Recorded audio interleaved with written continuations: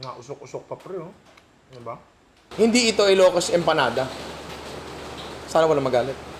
Meron tayong kumukulong tubig dito, pare. Naalala natin, baka mag-evaporate lahat.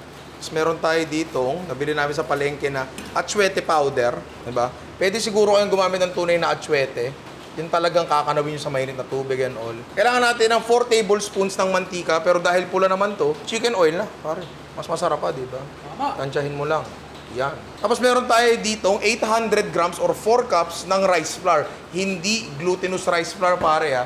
Rice flour lang talaga. Ito yung gamit naming brand, Manila Golden Archer. Kalaban ng Lasal yan, eh. May taste ka, ha? Funny, ah. Oh. Pani ka, ha? Pwede nga akong vlogger, sabi nila. Oo nga. Lalagay natin yan lahat dyan. Kung narinig niyo yung sumigaw na bata, huwag niyo nang pansinin. Narinig din namin yon. Kung magkukulang ng tubig, dagdagan nyo. Kung sobra ng tubig, dagdagan nyo na lang nung rice flour, pare. Actually, hindi ko alam yung dahilan kung bakit siya niluluto. Siguro dahil kailangang malusaw nung anato powder, tsaka kailangang malusaw nung asin. Hindi ko talaga sure, Hindi ko talaga sure. Sumusunod lang ako sa naipayo sa akin. Kung meron kayong mixer, i-mixer nyo na lang. Kung wala naman, hintayin nyo yung lumamig. Feel ko medyo sumobra yung tubig ko. Alvin, baka pwedeng patulong. Ikaw mag-need. Hindi, rice flour lang. Rice flour. Ayun, yung bukas. Yan. Yun naman pala. Bibigyan mo lang naman ng konting oras na mahirapan ka. So, i-rest na natin to mga 30 minutes para lumamig. Meanwhile, prepare muna natin yung mga palaman natin, pare.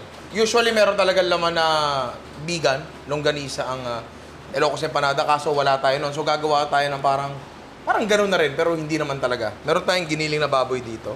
Yan. So, syempre, pag sinabing vegan, maraming bawang, pare. Yan. Vegan na. Paminta. Asin. Yan mo na lahat. Yung iba, yung tunay na vegan longganisa, nilalagyan pa talaga to ng ng suka. Kaso, napansin ko dati nung gumagawa ako niyan, pambahay lang. Na pag nilagyan mo ng suka, medyo nababawasan yung binding properties ng karne. Nagiging parang siya, buhaghag ba? Parang ganon. Nagiging loose siya. Well, gano'n naman talaga ang vegan longganisa, di ba? Medyo loose naman talaga siya ng konti. Gano'n naman talaga. Wala namang problema yun. Pero dito, gusto ko medyo mag-clump-clump siya. And okay lang na walang suka dahil meron naman tayong sukang Iloco mamaya. Mainit na kawali, lagyan lang natin ng konting mantika. Konti lang. Pag medyo mainit-init na ng konti, lagyan na natin yan. Tapos durug-durugin nyo lang na ganyan. Pero naisip ko lang bigla, since naka-clump na naman siya, kasi kailangan natin yung ganito eh. Yung buo-buong ganyan. Pag nilagyan natin ng suka, may hirapan natin makuha yung buo-buo. Pero dahil buo na siya, baka pwede natin lagyan ngayon ng sukang Iloco. Uy. Dato puti. Baka naman. Diba? Kahit ano lang. Isang truck na suka. Iniinom ni Ian yan, good for the health daw eh. Uy. Diba? Para lang makuha natin yung vibes talaga. Hindi natin yan ha. Hindi natin kinure yan. So, medyo bitin yung lasa niya sa pagiging longganisa talaga. Pero for our purposes, palaman lang naman siya. Goods na yan pare, mura, mabilis, madali, convenient. Isa pang essential ingredient ng itong gagawin natin, kung ano man to, ay Edo Manzano, orange short papaya. Teka. Pag yan, hinog sa loob, ah. Pag to, hinog sa loob, amidi ah. Very good. Magaling ka. Very good. Magaling ka. Sabi ng iba, kailangan daw talagang kayurin yung pinakagitna ng papaya para mawala yung pait. Pero since i-grater naman natin to, hindi naman tayo aabot dun sa part na yon pare. Pwede to, kaso usually, shredded talaga yun eh. So, mas maliliit ng konti. Dito tayo sa mas maliit na butas. Di ba mas okay yun eh.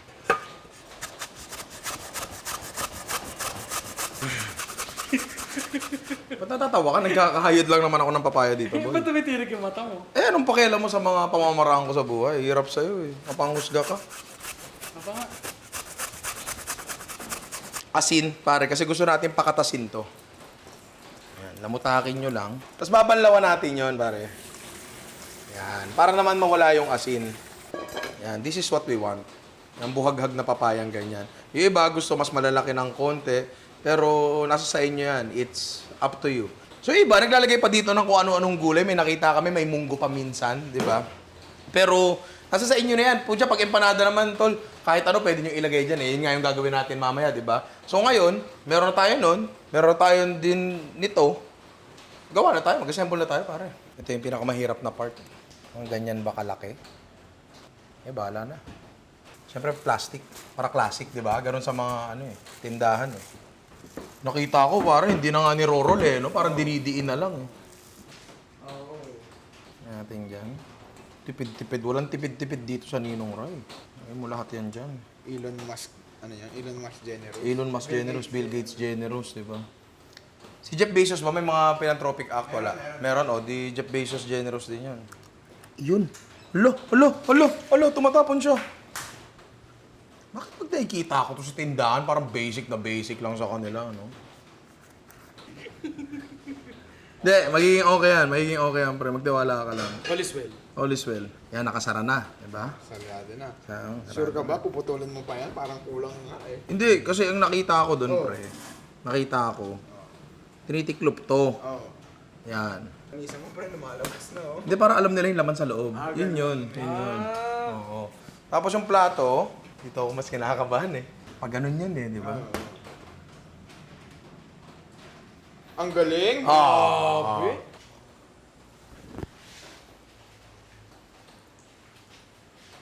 Palagay ko pare, okay na to. Medyo kinulang lang tayo sa kulay. Also, mas maganda talaga kung gamit na mantika ang gagamitin. So parang okay naman, no? Kumukulo pa sa loob, oh. Diba? Ah! Basag-basag! Tingnan natin yung loob, cross-section. Uy, flaky, oh! Ang init! Reveal. Ooh! Diba? Looks good. Bakit? Ha? Papasok ka? Hindi, ano? Oo. Siyempre yan, sukang Iloko. Yan yung plating nun. Hindi naman piniplating, binabalot lang naman sa kung ano lalagyan yan, di ba? Kainin natin ito.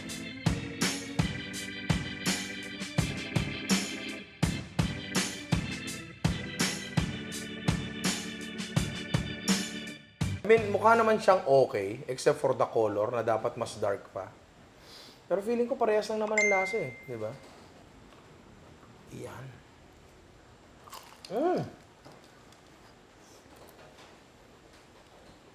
Usok-usok pa pre, oh. Di ba? So ngayon na medyo na-gets na natin kung paano gawin at least yung tinapay, yung pinaka-dough niya, ba't di natin paglaruan yung idea, pare? Gawa pa tayo ng dalawang paraan pa para mag-total itong ginawa natin into 3 ways, pare. Sarap. Gusto mo, pre? Ako naman. Hindi pwede, nagugutom ako.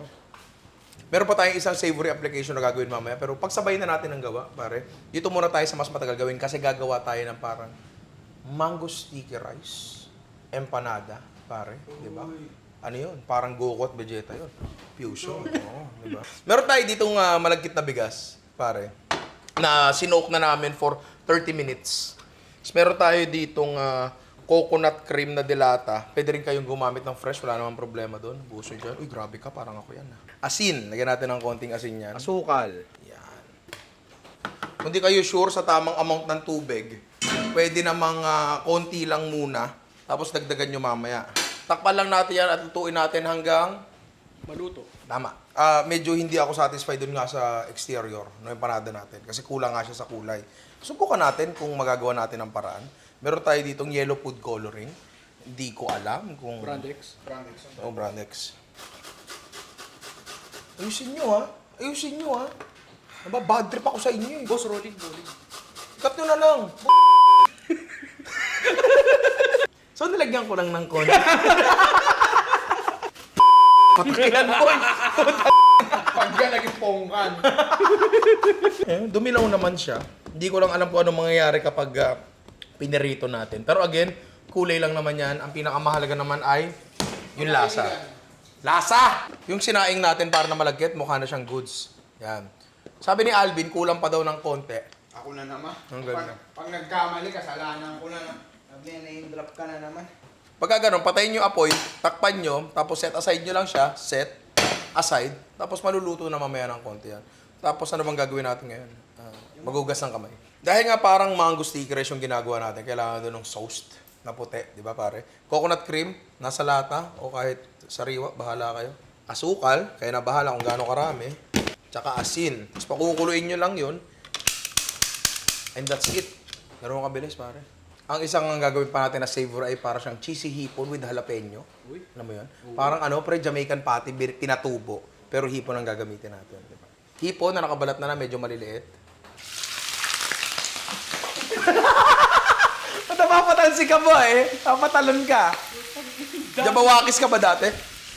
Apologize ka nga, pre. It's too late to apologize. Huwag kayo overcook kasi ipiprito pa natin ito mamaya, di ba? Buong hipon. Yun. Buong hipon. Okay na ba yan? 4 na peraso? Egol na yan. Mga 350 yan ang panalo. Sa kesong gagamitin nyo, una, ang gagamitin dapat namin kanina ay parang melting cheese. Kaso, na-realize namin na baka matunaw lang siya, tapos pumunta sa mantika, ganyan. So, ito ang ginamit natin yung processed cheese, yung non-melting cheese, yung ginagawa dito, yung panggadgad sa taas ng spaghetti. Yun, ganun. Cubes lang, kung gaano kalaki, bahala na kayo. Kasi mga gantong klaseng keso, ano naman to hindi naman to talaga masyadong matutunaw, kundi magso-soften siya. Pero okay na yun, kasi ayaw naman natin ng ganon, alam mo yan. Siguro mga ilang piraso lang. Ayan na! Ayan na! Ayan na! Huwag ka mabibiyak. Oh. Ay, hindi ko natiklop yung gilid. Shite. Hindi, pwede. Hindi. Masakit yung talsik ng mantika kanina. Oo. Masakit. Okay. Sige. Ba't lumalayo ka, pre? Hindi, kinakaguluhan ko lang. Tinanong ko para nga hindi kita matalsikan, di ba? Nga pala, nagdagdag kami dito ng gamit na mantika para lang mas maganda yung prito natin. Hindi pa rin talaga nakakuha yung kulay. Tama nga si Alvin. Kaya minsan talaga nakikinig sa'yo, pre. Na halos kwek-kwek na nga yung kulay niya. So dapat malamang ginamit natin dito is yung Mr. Brown. Pero orange. Pero mapapansin mo kung matas na agad siya dito. Siguro yung sa hipon nga, di ba? Pero okay lang yan. Katas ng hipon, masarap yan. Tama.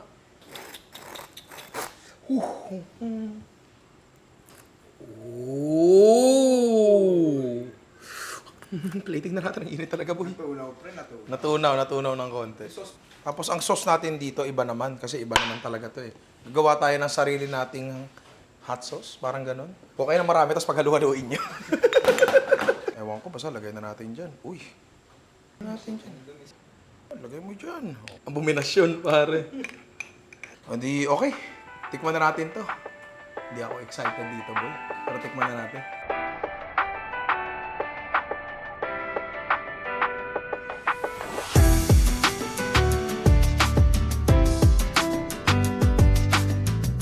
Uy, pare.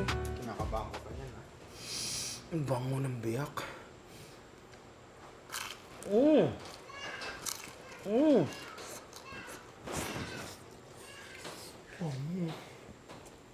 Yung lasa niya, as you'd expect, di ba? Lasang hipon na may keso, na may konting hot sauce. Yung hot sauce niya, parang nagka-cut dun sa richness ng hipon at yung keso natin, di ba? Yung jalapeno niya, buti, di ko na nga naramdaman yung jalapeno Ang anghang na nito Baklas ito, try nyo.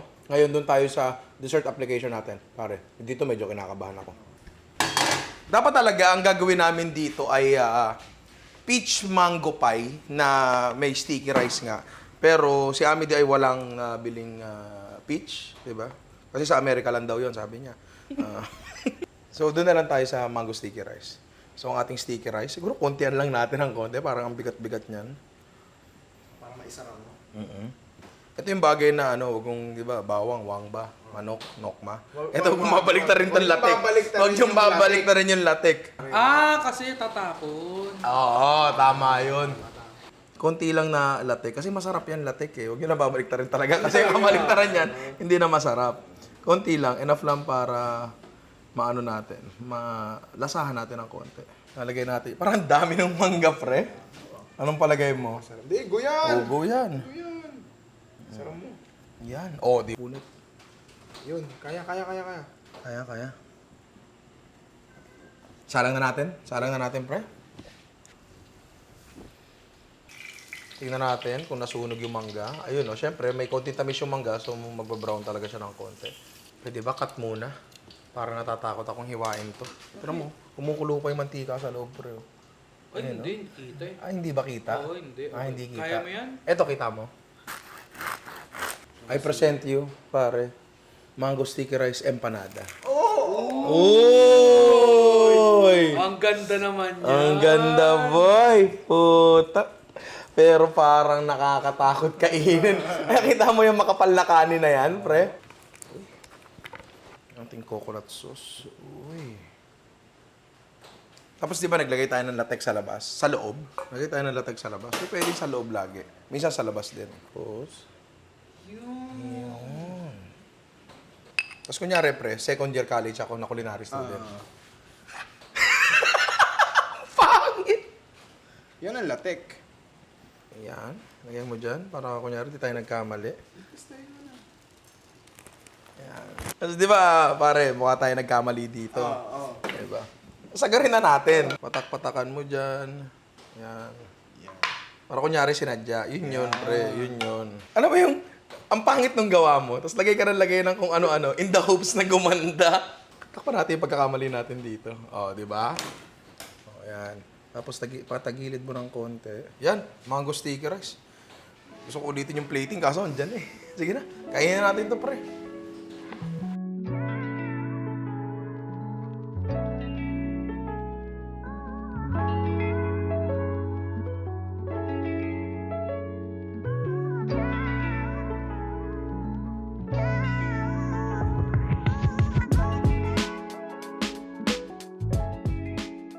Ewan ko lang kung malutong pa siya. Dami natin binuhos dito eh.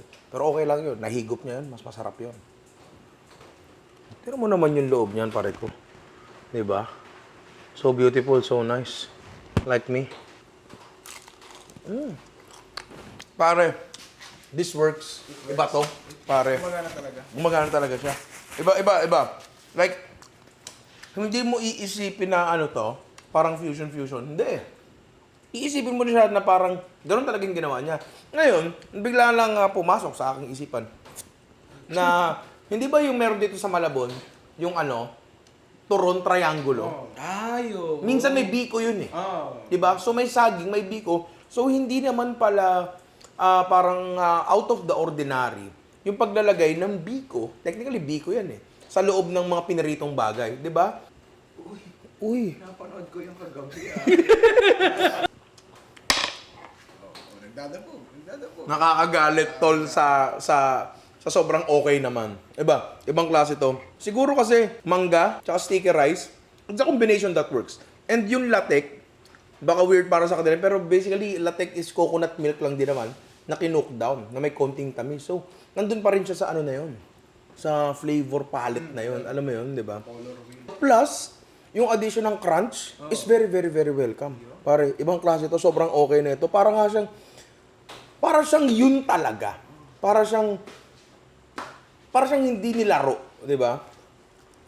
Pag may nakita kang tao, para bang, alam mo, pinanganak ka para sa kanya. Yun. Parang ganito yun, pre. Destiny. Sobrang layo na nito sa konsepto ng alam natin na Ilocos Empanada.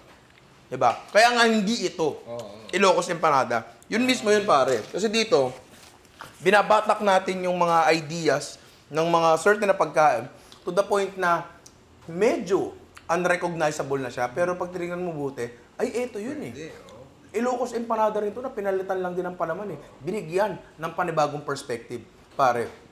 And hindi ko rin talaga alam kung paano mo ba masasabing Ilocos Empanada. Yung Ilocos Empanada, dapat ba meron siyang vegan longganisa? May papaya? May nakita pa kaming may munggo? Dapat ba orange yung labas niya?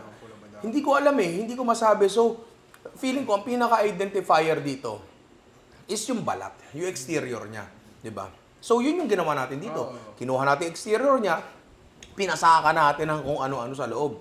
And dahil, basically, ang binibigay lang naman ng exterior niya ay texture, yung crunchiness, tsaka yung pagkakaroon ng vessel kung saan pwede mong isiksik lahat ng flavors na gusto mo, I feel like sa kahit anong bagay, gagana to. Ano pa ba? Dinuguan? Uy. Eh, kasi pare, merong crispy dinuguan. Diba? So, imbis na sa lechong kawali nyo kukunin yung crispy, sa empanada, ewan ko. Diba? Ano? Pansit Malabon. Ito pre, naglagay na tayo ng kanin sa loob, ba't di natin sagarin? paella. Ay, Di ba? Kasi kung isipin mo nga naman, pre, yung ang dami-dami klase ng normal na empanada sa labas. Ang naiiba lang naman talaga dun minsan is yung palaman itself. Minsan may mga empanadang normal, decalisques, tulad nito, Ilocos. I mean, hindi nga to Ilocos empanada. Pero basically, yung mga yan ay nandyan para bigyan ng isang madaling paraan para kainin yung mga bagay-bagay. Eto hindi. This is a totally different dish. This defeats the purpose of the dish. Pero this works. Kung lasa at lasa lang pinag-uusapan natin, this works talaga. Ibang klase talaga to. On top of my head, pwede tayo maglagay dyan ng shredded na kaldereta. Oh, di ba? Tapos maraming patatas. O kaya kahit menudo. Ribs, di ba? Ribs. Oh, shredded na ribs. Di ba? Pulled pork. Sisig. Di ba? Ay, Gijon. Tikman mo to. Good yan. Sarap yan. Kaga. Oh, ako muna daw ah. Ikaw naman. Wow. Hindi naman eh, naloko mo ako eh. Sarap. Tsaka dito pala, dahil nainitan yung mangga natin, nagmukha na siyang jam or paste, parang peach mango pa nga talaga siya. Diba? Mga klase to, mga inaanak, i-try nyo to. And ang dami tayo pa natin pwedeng gawin sa mga gantong klaseng dishes. Meron kayong alam, paki-comment sa baba kasi gagayahin ko yan. Kasi, gusto pa daw. Lagyan natin ng sauce. Sauce yan. Matakam ka sa asukal, Boom! bata. Nakita mo yung kagat. Hina mo yung kagat na yon. Nakakita mo. Yan kasi, laro-laro pa sa playground, may sugat tuloy. Oo, tuwan-tuwa. Sapa. Ang grabing kumagat to. Kiss mo ako. Wow, di ba? Hindi ko alam kung ano yung sinabi mo, pero I love you din, di ba? Ang grabe kumagat si Jim Jom. yummy. Hot daw. Pero tawa rin siya. Wow! Fly kiss. Gusto pa. Grabe. Nainitan. Sige na. Basta mga inaanak, itry nyo to. And again, tingin rin ako ng ideas. Comment nyo sa baba kung ano yung naiisip nyo on top of your heads. Para lang din, mapalawak pa natin tong idea to. Again, ang Food Evolution ay nagsisimula sa sharing of ideas. So, salamat sa inyo in advance. And marami na naman akong kukupahin na content sa inyo. I love you.